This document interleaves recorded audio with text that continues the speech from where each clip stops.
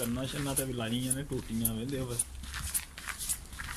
ਤੇ ਕੰਨਾਂ ਦੇ ਚੰਗਾ ਢੱਕ ਛੱਕ ਰੱਖਿਆ ਤਾਂ ਹੀ ਜਿਹੜਾ ਨਾ ਸਰਦੀ ਦਾ ਥੋੜਾ ਘੱਟ ਹੁੰਦਾ ਕੰਮ। ਅੱਜ ਤੁਹਾਨੂੰ ਆਖਣਾ ਸਵੀਡਨ ਦਾ ਕੰਮ ਹੀ ਠੀਕ।